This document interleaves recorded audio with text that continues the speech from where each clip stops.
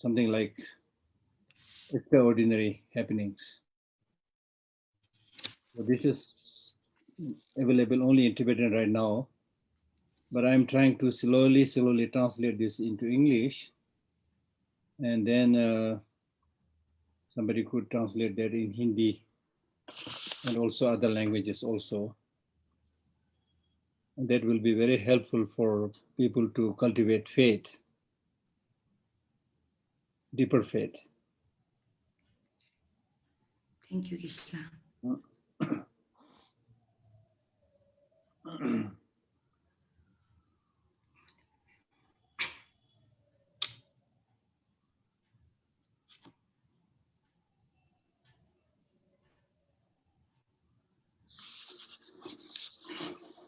Just 5 more minutes and we'll start, everyone.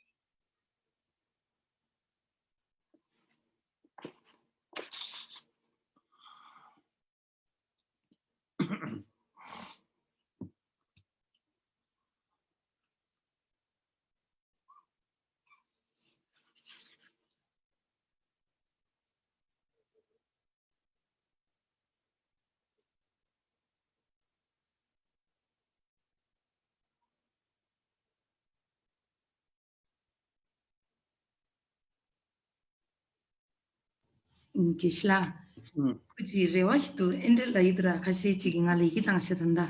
Geshe gi camera this mas phone lutang dalash. Geshe ya si sarelash.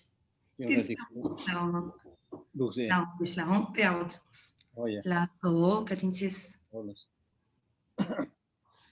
Elizabeth, that's for you. You want to see my ugly face and disheveled hair? Elizabeth. A very old friend. You're looking very well, I must say. You're looking very well. And it's always nice to see your face. Especially on a beautiful Christmas day. Oh, yes. Or evening for us. Yes. Yeah. Yep.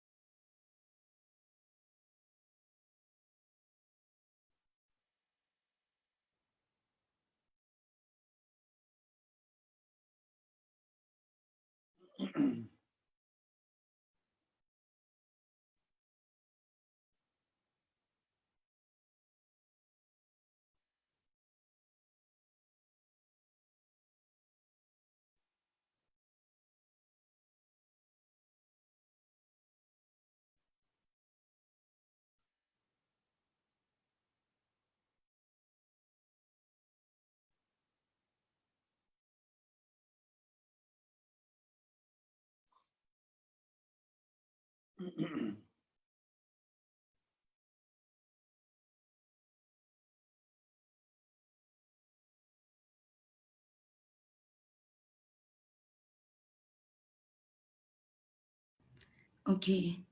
Tashdile everyone.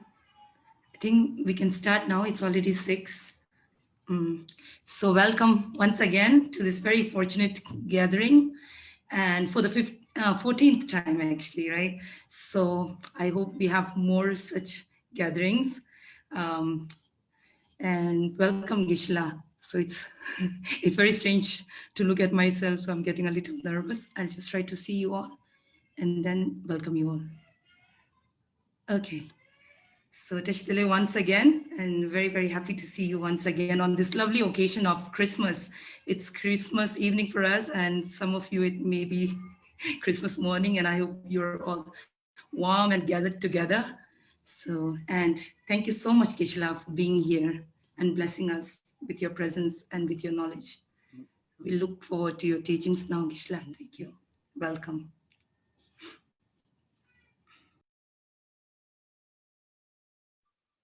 Okay, Tashdile.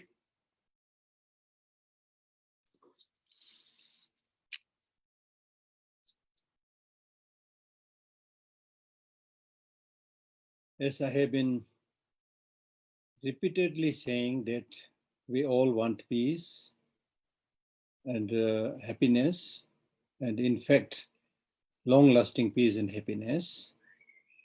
And I also repeatedly said that long-lasting happiness has to come from within oneself and not from outside, not from material objects. Although we do need material objects and facilities, but I'm talking about long-lasting happiness has to come from within oneself. I was reading a book today, which was interesting, and there is a paragraph which says, getting born is like being given a ticket to the theatrical event called life. Just as when you go to, watch something in the theater, you get a ticket. So similarly, getting born is like being given a ticket to the theatrical event called life. It's like going to the theater. Now all that ticket will get you is through the door. It doesn't get you a good time and it doesn't get you a bad time. You go in and sit down and you either love and show, either you love the show or you don't. If you do, terrific. And if you don't, that is show business. So that was like, beautifully said, and easy to understand, meaning that life is like a ticket that will just let you exist. And how much you will be able to enjoy or how much you will suffer is primarily up to oneself, up to each of us. It is true that there are external forces and also internal forces that might contribute towards your happiness and also contribute towards misery. Sometimes it looks like that the whole world is bent to bring you down, to pull you down, to make your life miserable. And sometimes it is not just the external people in the world, but it is your own way of life and thinking which makes your life miserable. But most of the time we keep on criticizing the environment, the other people, and we do not know how to go within oneself and to rectify those problems and situations. So by reading these many Tibetan scriptures and also many modern, very well written wisdom books, they're all basically saying that the choice is yours. And you need to become the leader for yourself, as I always say, that you need to gain control over your mind. so that without trying to change the world or the environment or the weather, towards which, honestly speaking, we don't have much control. But when you face all these adverse situations, which is bound to come, it's a part of the deal with the life. Nothing comes value-free. So therefore, when difficult situations come from other people and other environments, you should not get completely discouraged, thinking that this is now the end of my life. With this kind of attitude, we fail, and we fail miserably. Not only in the Buddhist teaching, but there are many people in the world who are, in terms of financial success, are flourishing and almost at the peak of their success in life. But overnight, something happens, they become bankrupt. Millions of dollars are lost overnight. So many people, when they are not able to think properly, then they start thinking, okay, this is the end of my life. I lost all my 30, 40 years hard-earned money. And then they really lose hope and probably die or kill themselves or whatever. They really have a very bad life. Then there are others who, although will feel sad, but are able to see that this is big loss, but this is then not the end of my life. I might have told you this story about somebody who built a beautiful, beautiful mansion. And that mansion, after having completed, all of his friends were visiting and highly praising him. How did you manage to construct such a beautiful mansion? Perfect, kind of perfect. So the next day, when the family was to move into this new mansion, in the night, a fire destroyed the whole mansion. Then his friends went to see this friend who lost this beautiful mansion and tried to console him, saying they don't feel dejected and things like that. But instead of feeling sad, the friend was like looking cheerful and laughing and smiling. And he said, I lost nothing because all my families are intact with me. So this is the attitude, you see.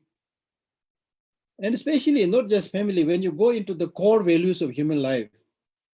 And in fact, this was another reading that I got today, actually, where there is a line which says there are values deep ingrained in our mind which can never be lost. All those things which you are losing indicates that they are not your real values. It's beautifully said. Like friends, you will lose. Money you will lose. Name and fame also lose. But your internal positive qualities, the real values of compassion and love, nobody can steal that. Nobody can, rob that. And these will be yours, not only in this life, but for many lives to come. So that makes perfect sense, because at the end of the day, when we face various kinds of tragedies, which is not surprising, having taken a life like human being with this psychophysical aggregate, which is so impermanent and fragile, and the change is actually a part of the deal, and change happens each and every second. So nothing surprising, nothing shocking when changes happen, unexpected, things happen, nothing surprising. But then, as I said, the change could also be used for constructive upliftment of the spirit and the mind. The change also can be used for changing your own life for good and also for changing life of other people. So therefore, real source of power and energy and happiness lie deep down within oneself.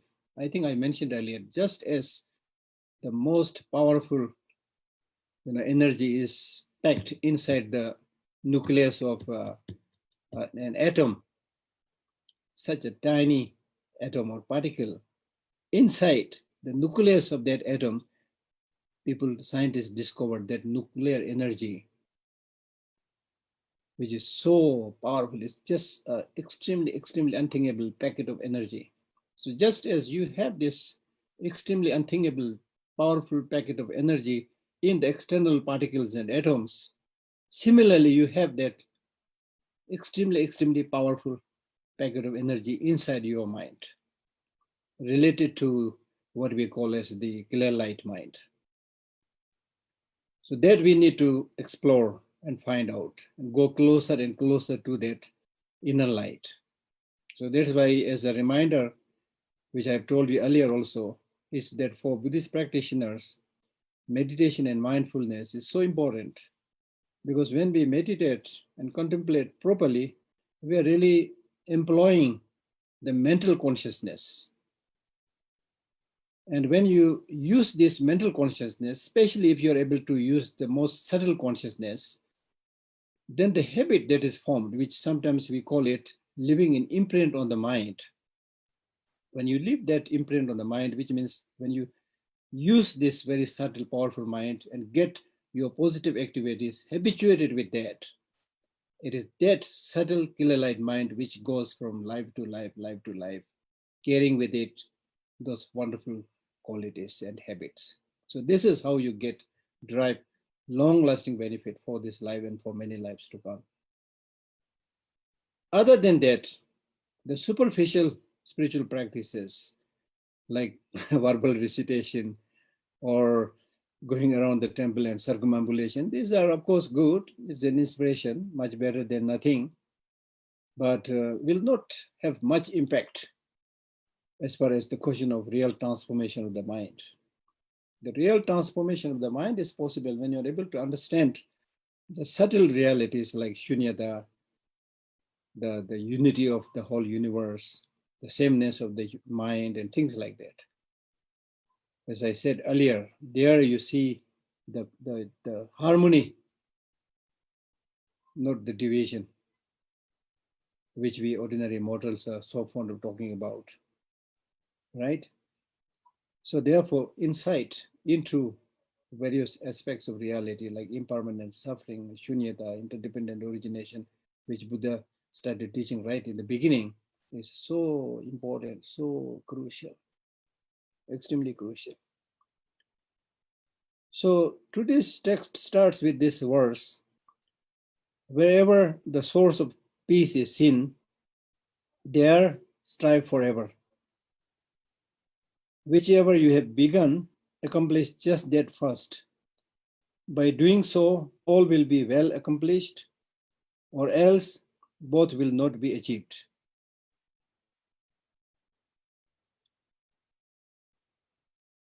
The discussion that follows this verse, not follows, but actually the verse comes at the very end of the chapter in this text that I'm reading. Related to this verse, the discussion that goes before this verse is not a straightforward commentary on these verses. So it's difficult for me to find out precise commentary found in this. But to glean kind of meaning from the preceding discussions between Atisha and Ramtomba, I can presume and I can figure out that he's basically saying, wherever the source of peace is seen, there strive forever. Now, source of peace and source of happiness, the long-lasting peace and happiness that I already spoke about, wherever the source of peace is seen, there strive forever. Now, how will you be able to see that source of peace and happiness? Unless you use your intelligent human mind and explore. In Buddhism, we call it the three processes of study: listening, contemplation, and meditation. Just listening is not enough. I have already explained this earlier. Just listening is not enough. You have to think about it for yourself.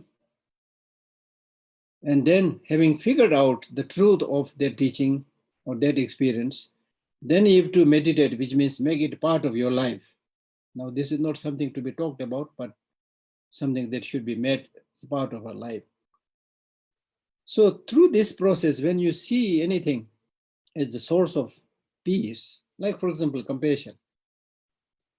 To really see compassion as a source of peace, not just saying because His Holiness is talking about compassion, Buddha spoke about compassion, and sometimes in the worst scenario, when you are victimized, then when you are unable to do anything, then you say, I practice compassion. That's not very sound, yeah? Because compassion, I always say, compassion is really, really the sign of strength, not sign of weakness. People who misunderstand that, they think non-violence is a sign of weakness. Non-violence and compassion is not passivity. It's a dynamic force. And non-violence and compassion will become a dynamic force, active force in practice only when you are able to fully understand the importance and usefulness and the relevance of these qualities like compassion and non-violence. As I said earlier, for example, with compassion, if you are not just repeating as I'm doing, if you fully convinced that the meaning of suffering is, compassion is how nice if all sentient beings are without suffering. That is the definition. That I'm just talking about right now. But if you're somebody who is really convinced about the importance of removing the sufferings of all sentient beings, meaning that if you have that attitude, naturally you have this feeling of closeness towards all sentient beings. Just like as Kamala Shila says in his stages of meditation, just like a mother to her only little cute child. She will do everything for that one little cute child. So if you are able to develop such kind of attitude towards all sentient beings, imagine, naturally, a mother who has this immense love for this child is always watchful. Her eye is watchful where this little child is going, whether she's, about to fall or hurt and things like that. So she's always watching and ready, ever ready to help, extend help. The fact we are not able to do this towards all sentient beings is a clear indication of our limited understanding or practice or conviction of those qualities. Right? So therefore, non-violence is not just absence of violence, it is active practice of compassion. It is a dynamic force. And this dynamic force, this is not only dynamic, but the most powerful force, because you are able to develop this conviction of compassion and non-violence through contemplation, through seeing the preciousness of human life, through understanding the need to remain in harmony and in unity, without hatching enmity and division and separatism, segregation, and all those stupid things, right? So that needs a lot of reflection, study, and practice. It will not come like that. Even for ordinary apprentices, we need somebody to tell you how to do, and then you need to make some effort, physical effort, and things like that. And this is much more so in terms of spiritual mental practice, because when we talk about mental practice, we are talking about something that is not tangible, something that we cannot directly see. And we are only addicted in seeing those things which is tangible, which is concrete and solid, material. That's why we are going after material success only. And what is not within your purview, what is hidden, you tend to forget. But as I said, the real power is there in that hidden energy called mind, right? So therefore, I've been also suggesting our friends to at least spend 5-10 minutes every morning, reflect within, and you will get some idea about the peace that will come from that inner reflection, which you will not get just by watching a gripping movie or going outside or enjoying a delicious food and things like that, right? So therefore, whether we like it or not, at the end of the day, so this is almost like my conclusion. So whether you like it or not, at the end of the day, unless you help yourself, nobody will be able to. I'm not saying nobody will help you, but nobody will be able to help you. They might surround you, they might console you, they might give you some money, but you are when you are broken completely inside, nothing can be done. Right? So therefore, we need to make it a point as an ordinary person, we need to make it a point, whatever may come, ups and downs in my life is my life. My life is an original thing. No one else has a similar life as I have. So therefore, this unique, original, not duplicate. Your life is not duplicate, it's original. In this whole universe, you don't have a copy. And which means you also have unique, special power and capacity, which unfortunately maybe you have not explored. Without just exploring that inner capacity, you might have just, degraded yourself. You might say, oh, how can I do this? Without even making an effort, you might have done this. So therefore, from that point of view, the most precious person who can help you is not other people, it is you. So recognize this person in you who at the end of the day can help you, not others. So therefore, there is this importance to recognize oneself, recognize one's consciousness, its capacity for doing good things, which is the meaning of Purush, the Sanskrit Hindi word Purush, which means somebody who has the capacity to bring about this goodness. Purush. So wherever the source of peace is seen, source of peace means genuine peace, not facsimile peace. Wherever the source of peace is seen, there strive forever. So if you're a real individual or Purush or person in the true sense of the term, human being in the true sense of the term, then you need to strive for those things. Right? We all want long-lasting happiness. If that is what you really want, then you need to strive for that source of peace. Because if you don't strive, how are you going to get it? Without cause, no fruit can come. Just by praying, it will not happen. Tibetans have been praying for a long, long time to go back to Tibet, but it doesn't happen like that.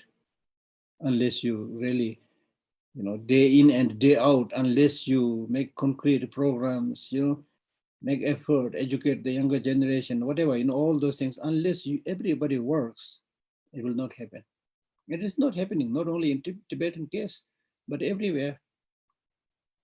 Unfortunately, people are not doing that. And that's why we are having all problems like this pandemic. It's basically our own doing. Right? So then, of course, when I say our own doing, or when I talk about going inside, deep down inside, this is important because much of the problem, in fact, the main problem that we are encountering is not necessarily coming from outside, but primarily from within oneself, from one's own negative emotions. So therefore, here it is pertinent to ask this question, why people are fond of doing bad things, not so much about good things? This is a very crucial question. And I think I dealt with this topic earlier also, maybe this time or earlier somewhere I spoke about this. So if you ask this question to the Buddhist teachers, they will say, because we are habituated with the negative emotions for many, many lives. But for me, that is not a very satisfying answer, because again, the question can be raised by saying why we are for many, many lives habituated with negative emotions, not with the positive emotions. Right? So I found an answer in one book written by somebody who's looks quite well versed both in science and Buddhism. So according to him, he says this life itself is not made for Buddhahood or enlightenment. Which is, I think, very interesting answer. The life itself is not made for enlightenment, Buddhahood, but the life itself is made for survival, for surviving. So for surviving, what will you do when you are surrounded by all other ordinary human beings? Then the immediate resort to success for the survival is using these so-called negative emotions. In order to produce your own kind, get married, produce child, in Buddhism we call it attachment and things like that. You need to do that to make sure, because the very purpose of life is to continue your lineage. Then anybody who, obstructs your success, then you develop anger and hatred and fight. From there comes the famous science dictum called fight and flight response. So that's what I read before. That was quite interesting, quite interesting. But then today I got in another book, very interesting remark. I would like to read this. He says, let us call the collection of these forces within us that push and pull at us from deep within human nature. Human nature stems from the particular wiring of our brains. That's the scientific point, Rama. The configuration of our nervous system and the way we humans process emotions, all of which developed and emerged over the course of the 5 million years or so of our evolution as a species, coming quite close to the Buddhist teaching. Because the Buddhist teaching says we are habituated with this for many, many lives, which is not so easy, as I said, to accept. But now here he says, because the brain you have did not come from an empty space. It passed from your father's parents and then forefathers and things like that, which in turn originated from 5 million years or so of our evolution as a species. So you've been carrying forth that habit. We can ascribe many of the details of our nature of the distinct way we evolved as a social animal to ensure our survival, learning to cooperate with others and coordinating our actions with the group on a higher level, creating novel forms of communication and ways of maintaining group discipline. The early development, this early development lives on within us and continues to determine our behavior, even in the modern sophisticated world we live in. Very beautiful description.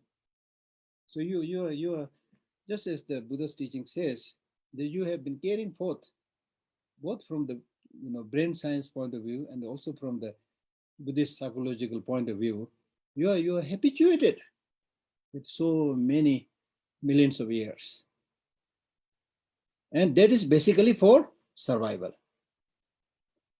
Now, having said that, although this life itself is not necessarily meant for enlightenment, but then the other writer, he says, although the body itself is made for survival and to make sure that your lineage continues,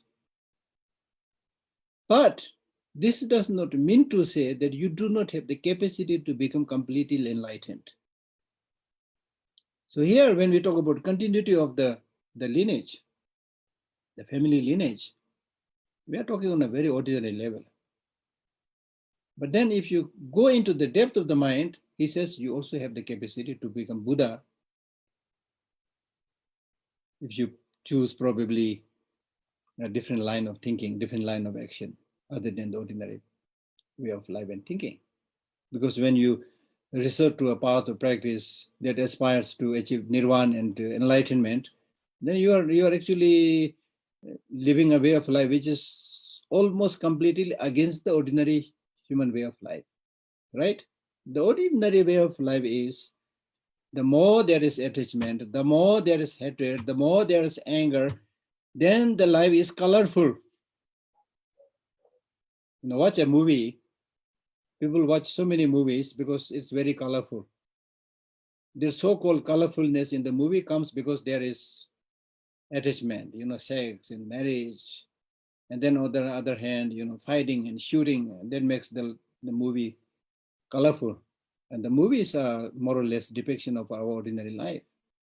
I mean, those things, the interplay of these negative emotions like anger, attachment, etc., are not there. Life is lackluster, it's not colorful. And then His Holiness the Dalai Lama says, it is true. For example, if you become a monk, then just by becoming a monk, your life, ordinarily speaking, becomes lackluster, less colorful.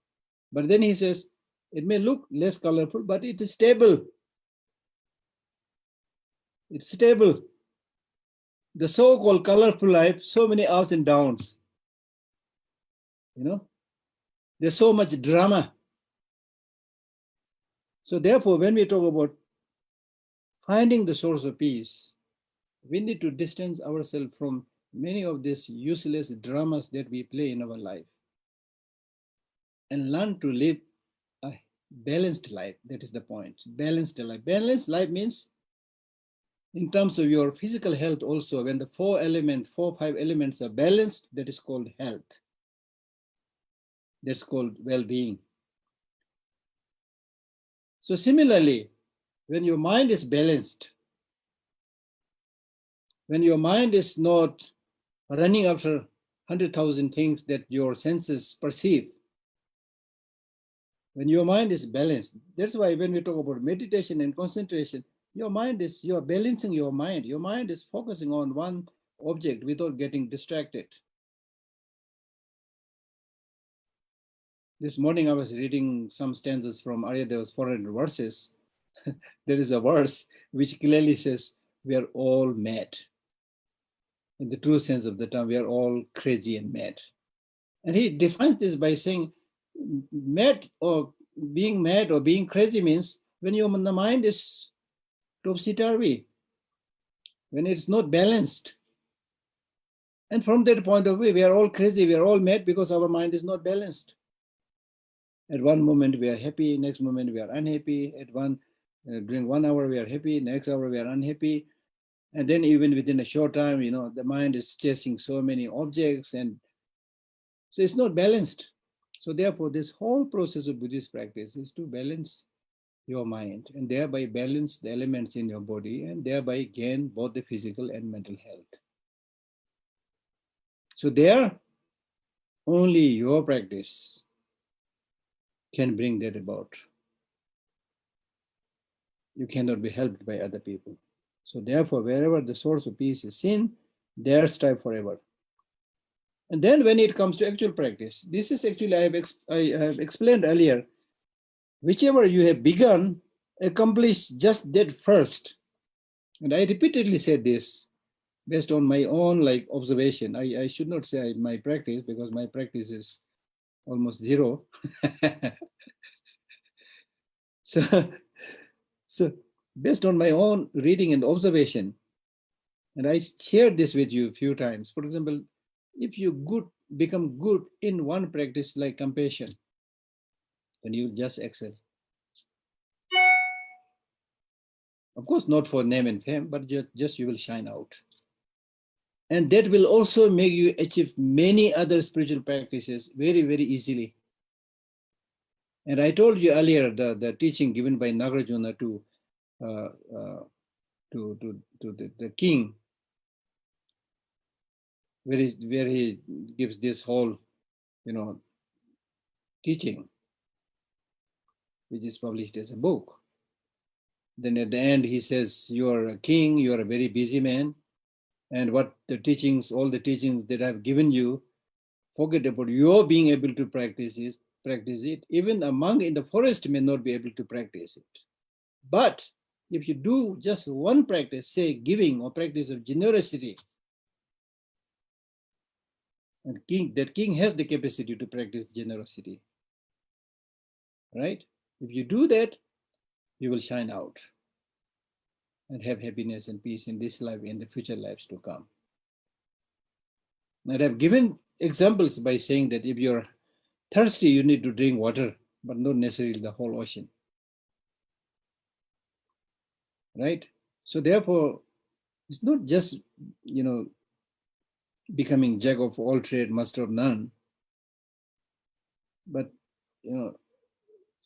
on some of these important teachings like wisdom, understanding, shunyata, emptiness or shunyata, and compassion, if you really, really concentrate and think again and again, repeatedly, and then develop some kind of conviction in the beginning based on hearing, then gradually conviction based on thinking, then conviction based on meditation, you will really be able to not only help yourself, but you will be able to help many, many other people. Like in my case, I said I have no practice, nothing much, but just having studied Buddhism for so many years and sincerely sharing these teachings, I was able to benefit many people. Nothing to do with my person as such, that I have a special blessing and all those things, but the blessing of the teaching itself. It really helps. So therefore, whichever you have begun, accomplish just that first. Ordinarily speaking also, don't make so many promises. I'll do this, I'll do that. We all have these experiences, and then you're not able to accomplish anything.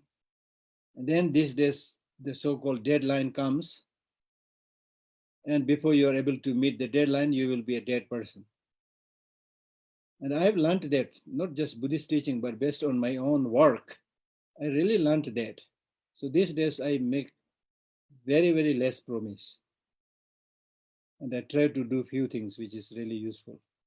And especially if you try to do things due to the lure of money, you're going to break your back. Right? So therefore, accomplish just that first. Because if you achieve one, and this is repeatedly said in Shantideva's Bodhicharya Avatara, and also in business activities also. You set priorities. The less priorities not important. The most important things you concentrate and do it. That's really, really important. Because if you're able to just do one thing properly, even ordinarily speaking, if you're able to do one thing properly and having accomplished it, you get special energy that I've done this. This is the book I've written, you see. And that will give you like experience and especially energy to start the next project happily. Now imagine, just like me, I make, as I said, I used to make a lot of effort and promises to start a little bit, then you have like 20, 30 things, projects that you've started, not being able to accomplish anything, right? Then you can't call your work as a success. And people may also judge you as not a successful person. As somebody correctly said, you judge yourself by what you think you can do, but people will judge you what you have done, not what you're thinking. Right? So therefore, whichever you have begun. Now here, before you start anything, think carefully. This is the most important thing. Whether I can do this or not, and even if I am able to do this, whether this is useful to do or not. So they in this case also somebody, by reading a book, there was an advice in one book which says, if you, for example, start reading one book, and then by reading the first chapter you didn't get anything, then maybe you read the second chapter also, and you don't get anything. Then still, if you read the third chapter, fourth chapter, fifth chapter, sixth chapter, until the 10th chapter, it means you are stupid. If you don't get anything by first chapter, second chapter, then don't read that. So what I'm trying to say is first of all, find out, because this is from the purview that your life is short, number one. And second, your life is precious. Therefore, you cannot afford to waste it on small, cheap, in many cases, meaningless things. Of course, we do that all the time because the meaningless and the easy ones, we want to do that, which everybody can do that. So therefore, see whether you can do something or not, and whether it is useful or not.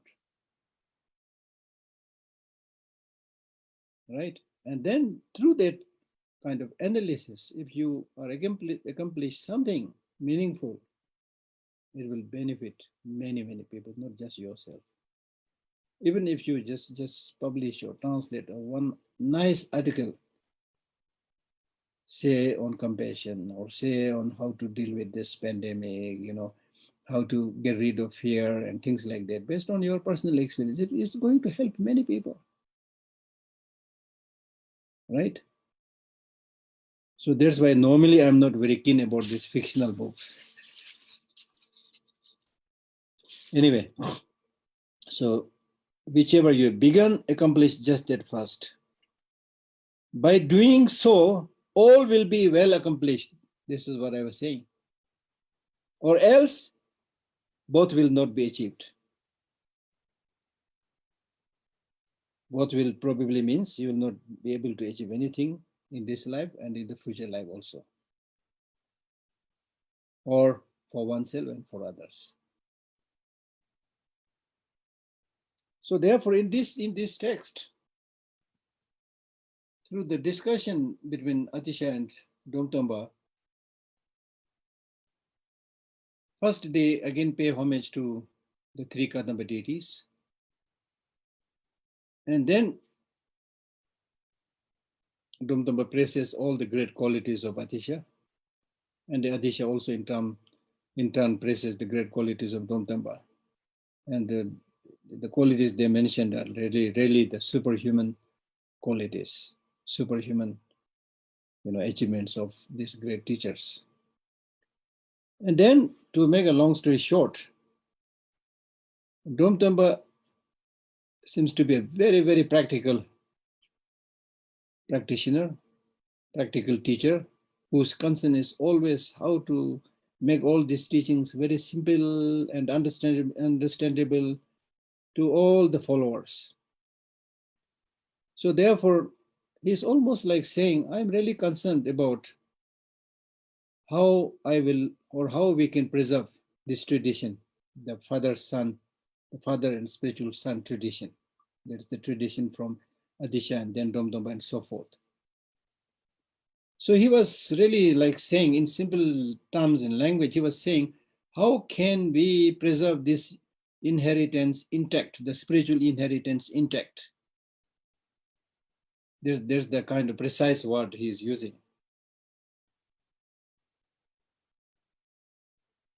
And then the text is more or less summarized by saying that it should revolve around the teachings of the three. You will recall that 4 deities of Kadambas and the 3 teachings of the Buddha. So 3 teachings, the practice, the inheritance, the lineage should revolve around the practice of the 3 Kadamba teachings. And the nutshell of those teachings is practice of the 6 or 10 perfections. And that could also be understood in terms of the practice of the 6-syllable mantra, Om Mani Padme Hum. Then if you read the book like called Manikambum, there are like volumes and volumes of descriptions on the meaning of the 6-syllable mantra. For those of you who have not heard this, I will briefly explain the meaning of the mantra Om Mani Padme Hum. The word Om is combination of 3 letters, A, U, Ma, which becomes Om. So this 3 letter A, U, Ma has 2 tiers of meaning. The first tier of meaning refers to the exalted body, speech, and mind of the Buddha. The second tier of the meaning refers to the ordinary body, speech, and mind of ordinary people like you and me. And then the last syllable, Hum, means to become one to become indivisible. That means the purpose of the Buddhist teaching and practice is to transform this ordinary body, speech, and mind into the body, speech, and mind of the Buddha and become one. Whom? That means to become the Buddha. That's the goal. Om, Hum. Then in between that, we have mani and peme, which means the process of becoming one with the Buddha, to become enlightened or Buddha, is the practice of method and wisdom. Mani, the Sanskrit word, which means precious jewel, which symbolizes the skillful means. And then Padma, lotus, symbolizes the wisdom, understanding, shunyata. So it is through the combination of the method and wisdom that you will become enlightened. So that's the short meaning. But then the 6-syllable mantras have the meaning of the 6 perfections and so forth.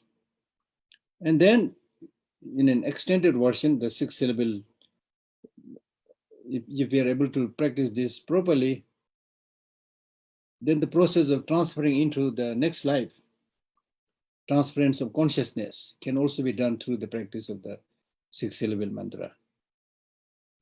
And then stopping being born into the 6 migrations can also be done through the practice of the 6 mantras. So this syllable, 6-syllable mantra, is said to be the unique teaching for the Tibetans. Normally we believe something like that, but I think it's for all people who have that faith, because Tibetans have strong belief that Avalokiteshvara is the special deity of the Tibetans, and this mantra Om Mani Padme Hum is the special mantra of the Tibetan people. And therefore we say that you don't have to teach this mantra to any Tibetan. They'll just pick it up. Even the small kids, they will be able to recite these things like that, right? So therefore,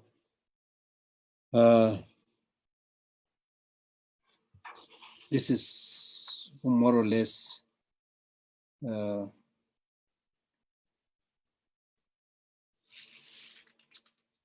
main meaning of this text.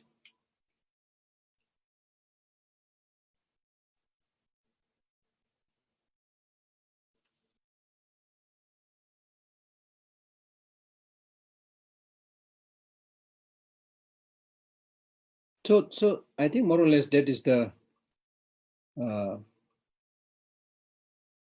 end of a short explanation of this text.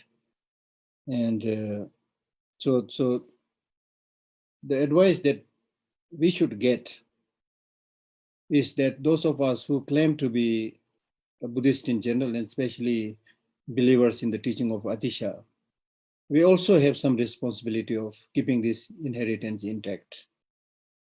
It's not just Domdomba and some of the Kadamba masters, but we also, as the follower of these great teachers, we should also,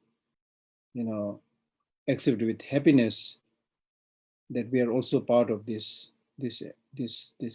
group that follows Atisha and his great Kadamba master followers. And therefore it is important for us as much as possible to read the life histories of Atisha and Domdemba, and similarly read many of their teachings and then make it part of our life. So if we are able to do that, then we are also kind of contributing towards protecting these teachings. Protecting these teachings becomes extremely, extremely crucial in general, and especially today in this time of degeneration, where the interest of everybody is running hither and thither for collecting material, goods or whatever, when hardly anybody seems to have the interest in the favorable conditions or whatever, you see. One of the verses that I read this morning from 400 verses was talking about whether this cyclic existence has an end or beginning. Then Aryadeva answers this in a very clever way by saying, it depends. For people who take refuge in Buddha, Dharma, and Sangha, who listen to the teaching, who have met with great teachers and who practice, for them there is an end to the cycle of existence. For others, There is no end to cycle existence. So again, it is an individual thing whether we practice or not.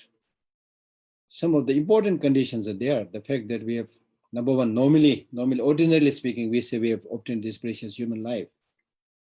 But when we say we have obtained this precious human life, this does not mean to say every human being has the precious human life. It's important to make this demarcation. And people have asked this question to me a number of times, and I didn't have a proper answer in the beginning, because the question, the almost like usual question that people ask is, Geshe La, in Buddhism we say human life is precious. Then why the human population is booming? Why there is, population explosion? So it was difficult. I just ruffle my head and then don't know what to answer, So gradually by reading this text and also by thinking, I'm these days saying that not everybody who has obtained a human life has obtained a precious human life. The precious human life means a life where you have interest in these profound Buddhist spiritual teachings, where you've encountered precious masters, where you have the wish to do the practice. So many things have to come together. So in our case, we have this wonderful human life. We also have access to all these precious teachings. These books, they're like priceless. Mine of gems, But for many people, these books are nothing. It's like a book that you show to the cow, Means nothing, unfortunately. I'm not blaming them, but it's like that, you see. It's my experience, when you have some money, you have to be careful, keep it safe, Otherwise, people might, steal it and things like that. With books, I don't fear. Nobody reads book, especially spiritual texts. You could just leave it on the table for days. Nobody will touch it. So this is, misunderstanding of which is more important, which is more valuable. And I see this almost on a daily basis in my own institute, Library of Tibetan Works and Archives. There's so many books, People don't pay much attention and they don't know, If they try to read something, they might get headache or whatever. Right? So therefore, those of us who have this interest in Buddhist teaching, we should count ourselves being fortunate and lucky. And we need to make more effort so that not only you will get your own personal well-being and happiness, but you are able to share this and help many people. As I said earlier, even in my own very, very limited case, I'm able to help a number of people. So you can, everybody can help. And that is the way to contribute towards the peace in the world, harmony in the world, right? As somebody said very pertinently, that before I was clever, I tried to change the world. Now I'm wise, I'm changing myself. So at the end of the day, that is the only way. Because unless you change yourself, people will say, what are you talking? I've seen how you live your life. Right? And if you sometimes you don't even have to speak to other people. If you behave in a particular way, live in a particular compassionate way, it is again, luckily, that is also infectious. See? And in Tibetan, we have a very ordinary saying, but saying which says, "Mi chisel la mata chichil la mata chichil." Don't look at people what they say, but look at what people do. Right? So as much as possible, we need to practice it, and then this is how we can make our life meaningful. There's no other way of making one's life meaningful, right? So that's it. I'll stop here. If you have some questions. Yes. Oh, thank you so much, Geshe La. We have Natasha waiting. Natasha, how many questions? This time 10, maybe. Please go ahead. I'll send you. Yes. Okay. Thank you very much, Geshe La. Today, let me see. So far we have 3 questions. So the first one is, what is the difference between the enlightenment and liberation? Please give a simple, clear definition of liberation and enlightenment in comparison. Yeah, sure. Liberation means when you have removed the seed of the negative emotions, and when you have achieved liberation, liberated from the samsara cycle of existence, primarily even just for yourself, you can get liberated. Enlightenment, when we use the word enlightenment, the English word enlightenment has so many meanings, but I suppose here, when you use the word enlightenment, you are talking about Buddhahood, right? So when we talk about Buddhahood, you have not only removed the seed of cycle existence, but you have also removed the imprints of negative emotions. Seeds and imprints are different. For example, if you chop a garlic, then the garlic itself is the seed. If you don't like that pungent smell of that garlic, you can remove that seed, but still, in that place where you have chopped it, still there is a lingering smell, pungent smell still there. That is the imprint, number one. Number two, when you get enlightened or Buddhahood, complete enlightenment or Buddhahood, then you become somebody who is omniscient, who knows everything, who has removed all kinds of negative emotions, imprints, habits, everything. And that also for all benefit of all sentient beings. Nirvana just for oneself. Okay, but not necessarily everybody who has attained Nirvana just for oneself, because Buddha, of course, has attained Nirvana also. But that Nirvana is called non-abiding Nirvana. The Buddhahood is Nirvana, but it's called non-abiding Nirvana. Non-abiding means you don't abide in any of the two extremes, meaning the one extreme is samsara, where you don't live anymore, you don't abide there. The second extreme is liberation just for yourself. You don't live there also, because you have now achieved enlightenment for all sentient beings. So that is called non-abiding Nirvana. Okay. Thank you very much. The next question is, how to make practices of reciting mantras, reading sutras, and others lead to the transformation of the subtle mind? The most important thing is not just read it, but understand the meaning. And then see the usefulness of that meaning, of that mantra, that sutra, or whatever you're reading. That's the way to transform the mind. But as I said, even if you don't know the meaning, but recite it, that will bring some kind of peace, and it also leave some positive habit that also is useful. So don't think that, if you don't understand the meaning, just reading is useless. I never said it's useless. Its impact will be less, but it is useful. Just like, take the example of like in the playground, when your team is about to lose, then you cheer up your team, shout. You're just shouting. It's like mantra.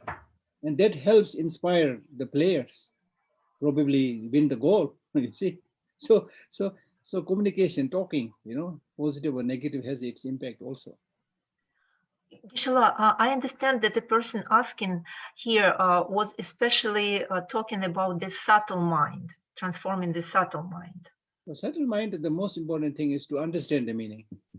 Because as I already explained earlier, in order to impact the subtle mind, you need to go into the subtle mind.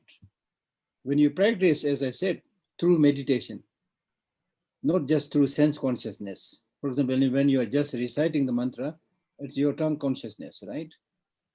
But then while reciting, if you involve your mind, especially understand the meaning, as I've already explained the meaning of mantra, Om Mani Padme Hum, then that will leave an impact, hopefully on the, at least not easy to leave imprint on the subtle consciousness, but it will leave imprint on the mental consciousness. Then that mental consciousness also has subtle, and very subtle. So you need to gradually go deeper and deeper. Thank you. And the third question is how to develop shamatha if it is very difficult for me. I understand that the shamatha practice is very important, but the mental image of Buddha Shakyamuni, I understand that the person is using the as an object of this meditation, the image of Buddha Shakyamuni. So this mental image is very, very blurred, and it constantly disappears. Yeah, but no, the first thing to achieve any success in anything, don't start with this thinking it's difficult. Just right in the beginning, when you say it's difficult, it becomes difficult. So instead of saying difficult, you just like it. This is wonderful. I got this opportunity. Just like it. Nobody in the playing field says it's difficult. It's the delight and joy by which they play, and they don't get tired, even if physically it's very exciting. So similarly, you need to first of all like it. Then second, to start with, don't make it complicated. If you feel not easy to meditate on Buddha, just pick up anything. Normally we recommend Buddha because there is added advantage. But otherwise you just pick up, say, beautiful flower, right? Or even the face of your mother or your father or somebody you really, love or something like that. Because that initial practice is just for achieving concentration, right? And then whether that image will become clear to you or to your mind or not is dependent on the familiarity. Like, for example, if you're asked to recollect the mind of your father or mother or somebody you very truly love, that face will come. That face of the father and mother not necessarily be near you. So that's why even the 6th Dalai Lama in his love song, he said that the face of my teacher which I meditate never comes in my mind, but the face of my beloved girl comes always in my mind, even without meditating. So you start meditating on your girlfriend. So this is just. Yes, so thank you. Yeah.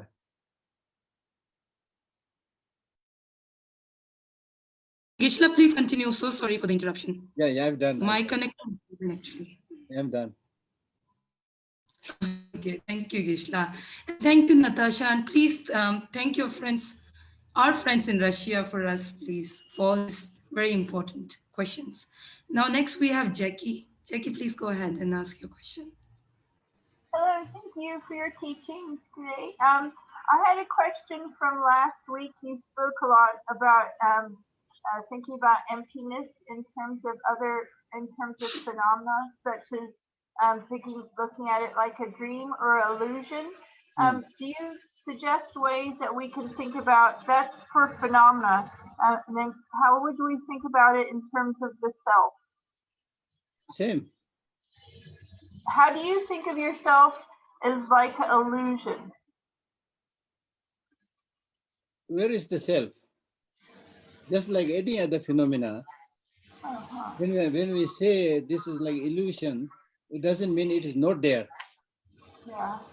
Okay, it is there, like rainbow. Rainbow is the best example. Rainbow is there. From a distance, it looks beautiful. But because you are attracted by the beauty, if you really, you want to go there and then catch it, you will never be able to catch it. Yeah. So similarly, the so-called, any phenomena, and your pertinent question is self. What is the self? To an unexamined mind, the self is very much there. It is functioning. So conventionally, it is existent. Nobody is saying that there's no self.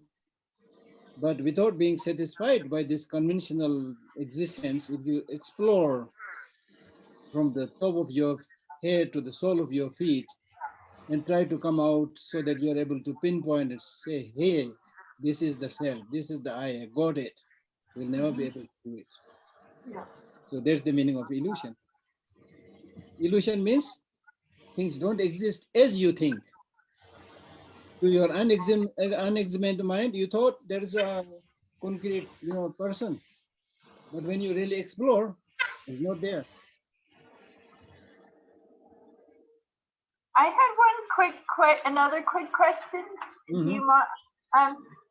A while ago, you said for us not to grasp at things, don't think of things as inherent existence.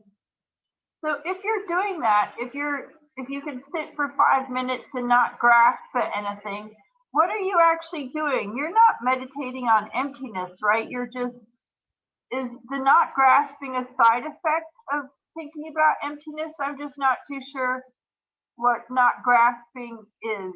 Is it reflecting on emptiness? Yeah. When you meditate on emptiness, you don't have any grasping. The emptiness, you need to understand meaning of emptiness. Yeah. I've explained earlier, meaning of emptiness means having no independent inherent existence, that you understand. Yeah. But when you meditate, Yeah. when we say emptiness, Yeah. emptiness is mere absence of object of negation. Mere absence. When I use the word mere absence, meaning that here we are not affirming anything. Mere absence of independent existence. So you need to let your mind stay on that mere absence. You're not grasping and you're also not affirming anything. And I have given you the example of meditating on space. What do we mean by meditating on space? Meditating on space means meditating on a state of being free from any obstruction. That's the mere absence of obstruction. So similar like that.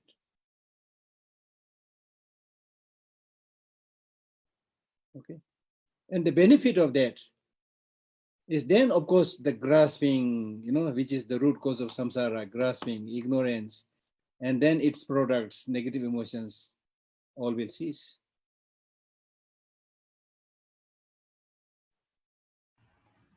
Geshe, there's one more question from Natasha. Mm-hmm. Yes, Geshe, we just received as a follow-up a question. The person is asking, where can I study under a guidance of a qualified teacher in order to eliminate the imprints and the seeds of samsara? My suggestion is just these days, distance is not an issue. So listen to His Holiness the Dalai Lama's teachings. Okay, because as I said earlier, it's important. You can listen to all the teachers, but you don't have to say this is my personal guru or teacher or root guru and things like that. Don't make those fancy connections right in the beginning. So to be on the safe side, because dealing with the guru is also not easy. So therefore, to be on the safe side, I have recommended many people just listen to His Holiness teachings. And there is no difference in terms of blessing. Distance is not difference in terms of blessing, receiving the blessing from the teachers, especially like His Holiness. So listen to his teaching, and then more importantly, practice it. So many books by him and others are there. Read that, right? And then ask those questions on every available opportunity. And then gradually, not just His Holiness, but sometimes, again, maybe a little bit linked to our grasping, sometimes we need to have our own so-called teacher. Then gradually, if you find somebody who you really think is good, and then request that person, or even without requesting, mentally you can imagine that person your teacher. Right? Thank you. Geshe, will you take one more question, please? Sure. Nili wants to ask a question. Nili, you can go ahead. Yeah, you have to unmute. You have to unmute, Nili.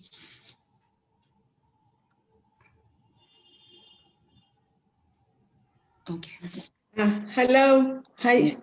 Hello. Thank you very much, for all the teachings. And now what I wanted to ask is really, what is the distinction between if you really have sort of very nice relationship, whether it's with your relative or with your teacher, and really you like them, etc., and attachments. I mean, why attachment in this case? Which really, I'm talking about sincere relationship with, people, human beings, and why is attachment in this case is disadvantage? Because maybe I don't understand, you know, the... Now we need to be very clear about few things. One, the meaning of English word attachment. Okay, but when in Buddhism we use this word not to have attachment, we are basically saying don't be obsessed with anything. Don't cling to anything. Don't get addicted to anything. So therefore, not only in terms of your relation with your ordinary relatives and teachers, but the text clearly says don't develop attachment even to Buddha. So that means attachment is not just ordinary relation, but you get obsessed with it. And then you develop this attachment obsession, not because that other person is good, but because this person is good to me. My relatives, as you said, my guru, my relatives, you know, they're also good. Then more importantly, they're good to me. But maybe they are good because they are good. No? Yeah, they are good, but not perfect, of course. But then the main thing that I'm saying is you get obsessed, you know. You get obsessed. That's why when some of our relatives or people who we like, when they die, we feel so miserable because of obsession. Right? The good, of course, you understand as good, but no need to get obsessed with. Don't get stuck there. That's what we are saying.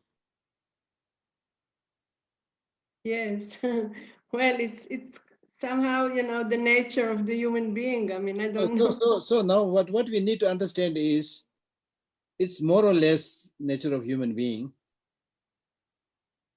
but it is not the fundamental nature of human being. Number one. Number two, there is no push button enlightenment. In the beginning, we'll all have, you know, we try to practice, we continue with our attachment and all these things. We fall and get up, fall and get up. You know, nothing surprising. This is the only, you know, possibility. But gradually, we'll be able to lessen that attachment. And the relation become purer and purer and purer. Because I've explained this earlier by saying, I've given a very clear explanation between genuine loving kindness and attachment. Yeah. Or ordinary love. Because ordinary love, if you think carefully and see whether I'm true or not, if you think about ordinary love, there is a little bit business going on. Even when you say this person is so good, I love him or her, and you may not say anything more than that, but deep down you are ready to say that I love him and her only if he or she will love me. That is business. Now, if it is not always. But it is, if it is a pure loving kindness, not all true, because if it is a pure loving kindness, then even that person reacts negatively, badly, still you will love. That means your love is not necessarily again completely correct, because again some people, you know, they have this unending attachment. That is also possible. But in some other cases, it may be less attachment, but you have genuine concern. So even if that other person reacts negatively, you still love. So that is good. But ordinarily, when that other person behaves negatively, you also change your attitude. So that says a lot. Okay, Nili, I don't have all your answers. Okay. Well, yeah. No. Well, but every answer gives me another push to answer other questions and to contemplate on what you say. Really, thank you a lot. Thank you. So Geshe, that's all for today. It seems. Thank you so much for sharing your knowledge and insights with us. And thank you everyone for being here today on this beautiful Christmas day. So a very Merry Christmas to everyone who celebrate. And for those of us who don't, let's just rejoice and delight in other people's happiness.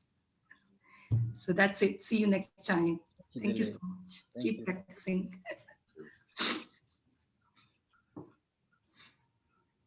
Well, we'll be meeting next week on New Year's Day. Yeah. So Norton, you have to plan something Of course, His Holiness would say, just another day. Yeah. But we can ask our Sangha here if you want to take a break or... Okay, we'll think up something that we can, do and share with each other, and perhaps, request Geshe Lhakdor to give us some kind of, I don't know what, a blessing or a special prayer. New Year does mark, sort of a change, a new beginning, at least sort of formally. And I think in these very, very sort of challenging and fractured times, we're all looking for some, sort of a new perspective, a new wisdom that we can apply.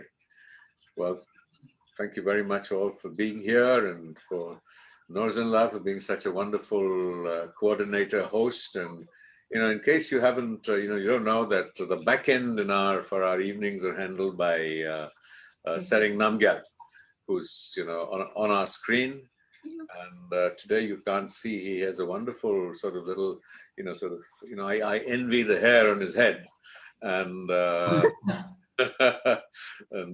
but look, I mean, if there is any sort of any comment or any thought that you have, that how we can make the teachings better, or something that we can talk about, I mean, I just wanted to sort of appreciate what Nili said, and that it really is true that things like shunya and to really understand them takes even very sort of advanced practitioners a long time to intellectually understand them, and then as Geshe Lhakdor was saying, to truly realize them is a lot of hard work. And sometimes the challenge is, and I think I mentioned this a lot last time we spoke, the challenge is that we are really asking someone to explain a non-conceptual experience. And I think I gave the example that if you haven't tasted coffee, there's no way I can tell you what coffee tastes like. At most, I can, you can taste the aroma. And so it's very difficult. So what the texts really do is point in that direction. And it's very interesting that, His Holiness embodies the Nalanda tradition. And a very important part of the Nalanda tradition was debate. And why was debating so important? It was because when you debated, you approached the subject very rapidly from different perspectives, and different points of view and a different vocabulary. And so if those of you who have seen people debate, it goes like this, the hand moves, and that really represents cutting through the veils of delusion. And so you take one point of view today, and then sort of 2 minutes later, you take another point of view, and you debate it so that you keep going to the edge of